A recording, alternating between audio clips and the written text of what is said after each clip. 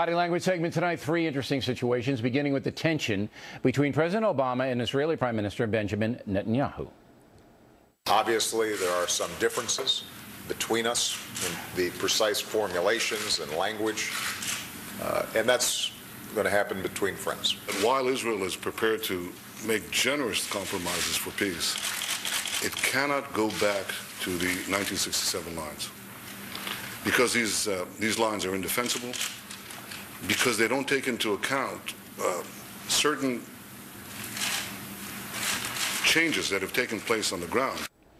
Here now, body language maven Tanya Ryman. So I'm not buying President Obama's contention that disagreements happen between friends. They don't look like they're friends to me. Now, I would say that's a very, very big lie when we talk about friends. I don't know if it's a lie. Oh, no, they don't like each other.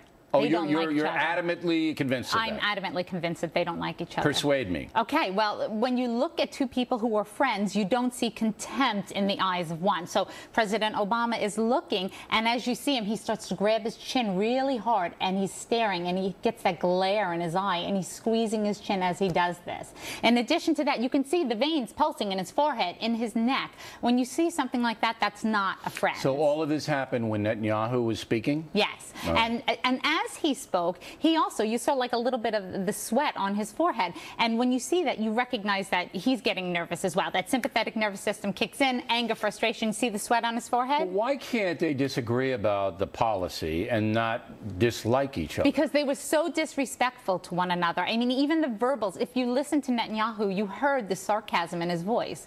They were very confrontational, even here. So to me, it came across as... I didn't hear sarcasm as much as condescension. Condescension, sarcasm. Right. Like, I heard a little bit of both. You should know this, Mr. Obama. You should know we can't defend this. We can't do this. Right. And that was some So you're sarcasm. entirely convinced That they do not care for one another, yes. Okay.